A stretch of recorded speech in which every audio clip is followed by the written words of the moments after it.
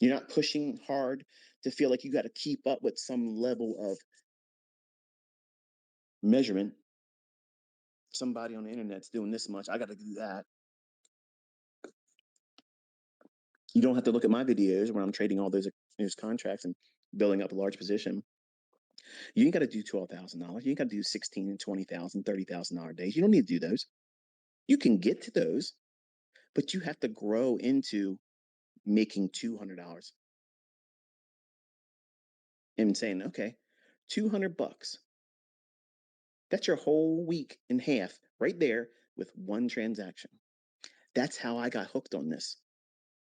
In the 90s, I got hooked on that because my pay was less than $300 a week, bring home. And I was thinking to myself, man, if I could just do one bond trade per week and just get half of a point, if I could just get lucky enough to find 16 ticks, 16 ticks on one contract in the bond market, that's $500. That's better than going to work. And once I do it, I don't have to do it again because I'm scared to trade, right? Well, that was my whole approach going in, easing into it. And I sat down with him, I explained this whole thing to him today. I said, I was afraid to get into it when I was in the 90s. I mean, it was exciting, but still scary. Like, I don't ride roller coasters. I think they're thrilling to watch other people go nuts and throw their guts up and scream and probably blow out an intestine and guttural screams as they go down the deepest part of the decline. But I would never get on those things. I don't like them. I have to be in control. I have to be in control of me, the environment that I'm in, and that is not something I would do. And I don't want to treat my trading like that. So I have to be very methodical about what it is I'm looking for. And the way I teach you as my students, I teach that same approach. We're not gambling. We're not inviting happenstance. Okay. So I told him, I said, you're going to trade until you get fatigued. And then as soon as you are like, you just don't know why you're doing it, you just push the button to find out, okay, what happens. That moment, that's what I was waiting for. And I explained to him, I said, that's where everybody blows it. Everybody blows it. At that moment, it's because you have either hurt your account, someone has hurt your feelings or made you angry, or you're sick, or something cost you money that was unexpected. You are using that moment to replace some kind of negative thing that you're going through. Or maybe not even experiencing it yet, but you're afraid of it.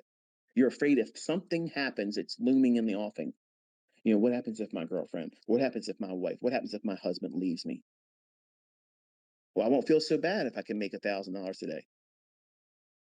When really you'll still hurt because you have emotional commitment to that. Whatever that thing might be. It might not even be a relationship. It might be some kind of I don't even know. It could be a number of things.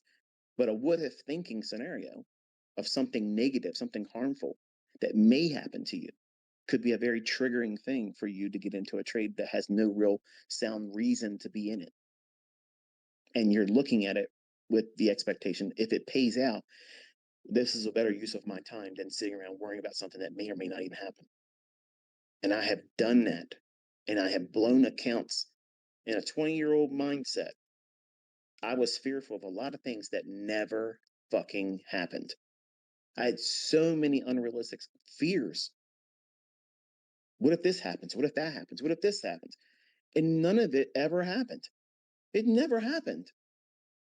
But they were so overwhelming to me at the time that it forced me to take on trades and take on risk, hoping that if I got paid out correctly on the other side of that trade, at least it was better than me sitting there twiddling my thumbs in fear of what may not or may come. The uncertainty of what if thinking is paralyzing. But when it's not paralyzing, it's the instigation to take you into a gambling environment. Think about it.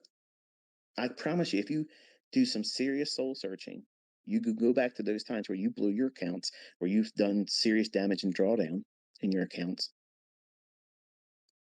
You've probably many times been in that same circumstance and not even realized it. And the only way I identified it is because I was journaling it. And these same circumstances kept coming up when I blew the account. These things were there. So they may, at the time, they don't feel like they're all that impactful. They're not the real problem. When they are, you're just trying to push them to the side. You're letting them be the guy, when you're out there, your friends and stuff, like, hey, yeah, yeah, and someone looks at you funny, and your drunk friend says, "Oh, yo, this guy's giving you the eye, man. You gonna let him do that?" It's nothing. It's no big deal. And you look over at him, he's just, whatever. And then your buddy says, "Hey, keep that shit up. My boy's gonna beat your ass." Well, what did just happen? You weren't trying to do nothing. You're just out there having a good time, but your drunk buddy, Carl, fucking opened his mouth up. Now you're in a fight. You got to defend yourself when there was really nothing there. There's no real static there. That's what these types of thoughts will do for you. They'll put you in circumstances that you really aren't comfortable in. But because idle hands, you push the button. Because sitting still and not doing something when you're not disciplined, when you don't have self control, which is something that you have to wrestle and form and forge over time. Nobody walks out in this industry and has self confidence, self control, and responsibility in the beginning. Those characteristics and those traits are developed over time. Losing money, making money, losing money, making money, learning what you're doing wrong, trimming all that stuff that is problematic. This is not a hard business to be profitable in, but it's a hard business to be organized and disciplined in, because there's so many things that could take you right out of consistently profitable and wreck you right away. Because it's you as a person, you're a human being. You have emotions, you have psychological weights placed on you because of relationships inside this industry and outside this industry. And the more people you allow in your circle of influence, be it social media, your family members, your coworkers, the more you allow that in, the more likely you're going to be placed in pressured circumstances to perform when there's no need to. There's no need to. But when you step out there in social media and you have other people telling you what you should and shouldn't do, and you give these people that have no real control over your life, if you do it wrong, they're not going to pay you to make your ends meet because they wanted you to do something like it's a UFC fight or it's a sporting event. Perform for me. Fuck you. Go watch somebody else do that shit. You don't need to do those things for those people. You're running a business. Does the CEO of Netflix go out and go on social media? Hey, what should I do today? They're not doing that. Believe me, trust me. Look at what they've done. They don't do that. Okay, they make their own policies, and right or wrong, they're going with it. But they're not letting even their customer base tell them how they should do things when they should. You as a trader, you incorporated, you have to be in control of everything at all times. And you can't let these opportunities that will cause you to do reckless things, to invite you to do the most ill-advised things while risking money. That's like, you would never jump out of a perfectly working airplane, but hey, the girl that you love says she wants to do it and she wants to have a moment in life with you. Now you're contemplating it. You're scared shitless, but you're still contemplating it now. Man, if I don't do it, what is she going to think of me? When it should have been, honey, that is extremely brave of you.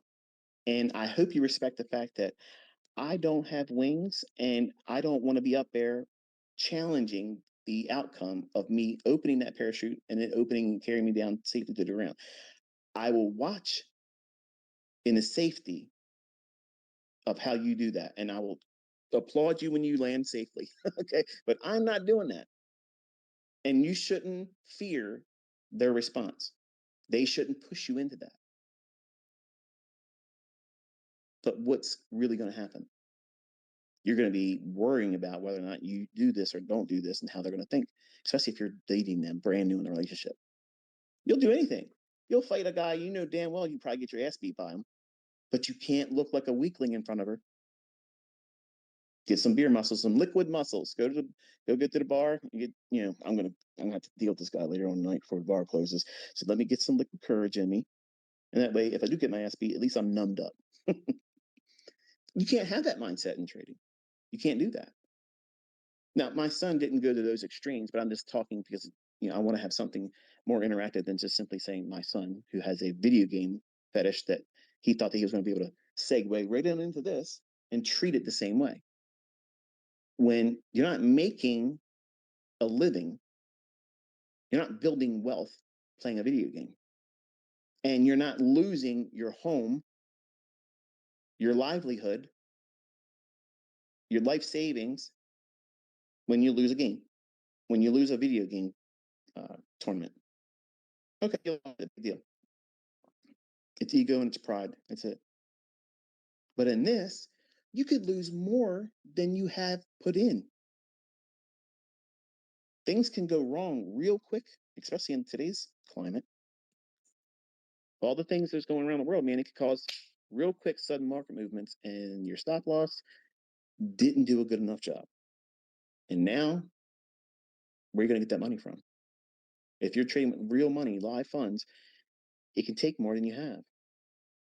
If you present the opportunities for it to do so, hey, perfect storms happen all the time. So I told my son, I said, listen, think about 1.5%.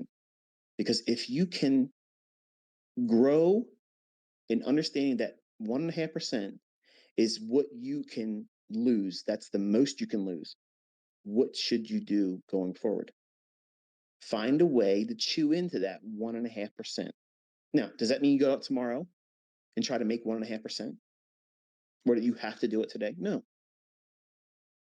But think about how that fits in your life cycle as a employee of a working company right now. You're gainfully employed. You're only making $400 a week as a teenager. You want to grow. You want to be able to move away from the necessity of having that and make your own money. Half of that with one trade, and it didn't even go to where you thought it was going to go. Just a small little move. Do you see how that's rewarding? And he's like, I never really thought about it like that because I just thought it was not enough. I was expecting you to say, okay, I want you to make this much. I said, no, did I tell you that today? No. But in your mind, you were thinking, Dad's going to need me to see this much in a return and this, that. And all those things were in your mind while you were doing each one of those executions, they weren't they? He said, yep. And that's exactly what everybody does. That's what makes it hard. That's what happens with these guys on YouTube. Some of them are honest and say, this is not easy. I got to get out here and I got to worry about this and worry about that. Right. You're making it harder. I love watching them. It's like, a gladiator. You're getting out there and you're doing something ass backwards. There's no war, but you're going to go out there and take on a fight. You want to be able to show the world that you can be a gladiator with everybody else having the benefit of being a heckler, talk shit to you, and that's in your head. And anybody that says it's not in their head is full of shit. So that to me, you're inviting more difficulty. I promise you, every one of these YouTubers out there that are live streaming that can be profitable, they would be so much better if they weren't live streaming. And I'm not saying they shouldn't do what they're doing.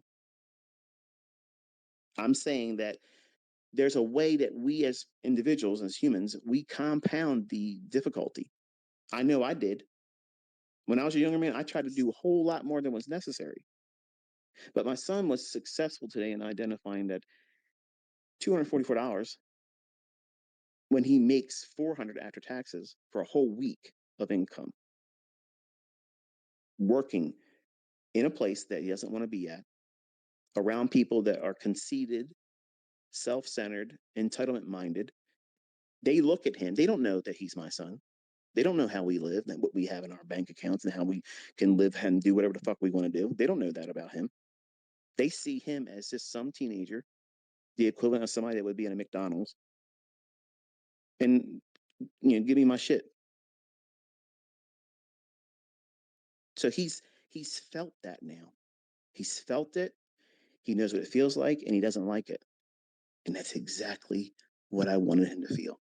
Because now he doesn't have a college mindset, not that he ever had. He doesn't have a working man's career mindset. There's nothing wrong with that. But I didn't want my children having that. Because when you have that, you are owned. You are absolutely owned. You are not independent. You have to be given permission, and you're scheduled. Show up here, perform this job, better do it to my expectations, or I'm getting rid of you. That's not what I want for my kids, and that's not what you should want for yourself or your children. But the only way for them to appreciate the the necessity that needs to be really enforced with work ethic and studying is let them taste that shit. They have to taste it. Saying you don't want to have a job for for the rest of your life. You don't want that. You don't want to do that. Trust me. You don't want that, son. It's just going in one ear out the other because they have no real experience doing it. But when they see it and they live it and they can't be with their girlfriends, they can't go on a road trip with dad and mom, they can't do those things because they have a schedule to maintain. Truth be told, God's honest truth, there's been many times where I just wanted to tell this boy, go in there and tell them you're done. I'm not working today. I'll be back for my check whenever it's supposed to be. But if I did that, I'm not helping him. I'm not helping him prepare himself to be able to deal with stress, conflict resolution, work past something, and also defer what he wants to have and what he can have, and much more than what he's aware of now, to defer that because he has to learn a skill set. That impatience factor as a teenager is still very, very heavy in him. And because we've homeschooled him, he has a different sense of freedom where his girlfriend and many of his friends were stuck in that go to school at this time. And when you get out of school, you got to do homework or go to your job. And he's had pretty much freedom. Now, maybe homeschooling isn't a thing for you. Maybe you can't do it. But if you can, you should. But everybody has to have an employment some kind, whether self-employed or working for someone else. And today he understood that a partial, that's more than 50% of what he's earning right now, with no real effort was really needed to do more than half of what he makes. And I told him, I said, I'm not saying that is good or bad. I'm just saying, what do you feel about it? And when he didn't answer like I wanted him to, I told him, I said, do you not see that's beneficial for you to not have to work so much in terms of time? And you didn't have to deal with anybody. And you got that. What happens if you just did 2 of those per week? And it didn't go to your full target. You didn't take the full position off, but you had something like that happen 2 times. Is that not better than your full week income? Yes. So why is that not something to start with? Because I was listening to you and I thought, no, no, no, no. Why is it not enough? Because I want to make a lot of money. Right. Everybody does. Everybody listening to me right now wants to make a lot of money. Some of you have made a lot of money and you want to learn how to make a lot more. But you have to start somewhere and you have to have some kind of humble beginning. And humble beginning is not an embarrassment. It's nothing to be embarrassed about. And this is the reason why I tell you stop inviting social media fuckwads into your career. You're at the early stages. Why would you invite someone to tell you what you should or should not do when they brought nothing to the table as a alternative with proof that what they're telling you to do is going to work? But it's human nature. Just like the water cooler in the morning when you get to work. You want to get there early, not because you love your employer. You want to get there so you can bullshit with your coworkers and listen to the shit that they're going to talk about. You want to hear them bitch about how their wife didn't let them go to the game. You want to hear them bitch about how they had to do yard work. And that way it reminds you, hey, I'm not the only guy that has to go through that stuff. Somebody else, all the guys that are living, in another household, another neighborhood, working in the same place I am, they're going through the same stuff like me. So I'm part of the herd. No, there is no herd mentality. You are an apex predator. You're outside the herd. You're picking these motherfuckers off. You don't want to be a part of the herd. You have to think differently. You have to behave differently. Everything in a herd gets consumed. They're food. Now, if you want to walk around like a sheep, like cattle, and waiting for your time to get picked off, and you're welcome to do that. And I told my son, I said, what are you? What are you? Are you a sheep or are you a wolf? What's it going to be? Because you can exist for a long time in this life as a sheep, going to work, letting someone tell you it's time to go over here, it's time to go over there. And you'll look at them as, oh, they're a good shepherd to me. They provide a good life. They give me a good job. I got a good job. Fuck your good job. I don't want your job. There is no job out there that I want. And none of them is good enough for my son. None of them are good enough for any of my sons. I don't want them working for anyone. I want them to be able to write the check that they want every week based on their own efforts, their own steam, and managing the risks and knowing that they may not get the win that they wanted. It may not pan out. They may have a loss, but it ain't going to cause them to go on tilt and just completely wreck themselves. But you don't know what it's like to think about those things in the beginning. The only thing you're thinking is all the upside. And the ones that are conscious about the risk, that keeps them from wanting to do anything because they're afraid.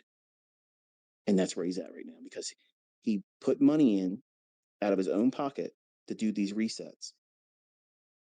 And he felt like that was recklessness, and it was.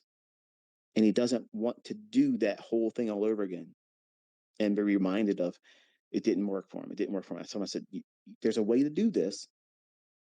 And it's going to be a lot harder now for you because you have this mental scar tissue, which is exactly why I was trying to teach you the way I was teaching you. So that way you wouldn't have these things. Just like when you are listening to me now in these Twitter spaces, just when you're watching those videos on YouTube, and I'm talking about the things that are outside the chart that you're going to have to deal with, whether you like it or not.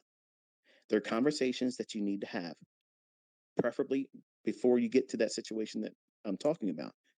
Because many times you're not going to have the skill sets or the coping mechanisms to get you through it unscathed. You're going to hurt yourself. And then you're going to go back and listen to a video. Oh, I wish I would have watched that video. I wish I would have heard that. You heard it. You're just in denial. You didn't listen to it because you thought you were going to be the exception to the rule, and you're not. All of us are human. All of us have frailties and issues with us. Mine, a lot more than some of you. But all of this can be managed.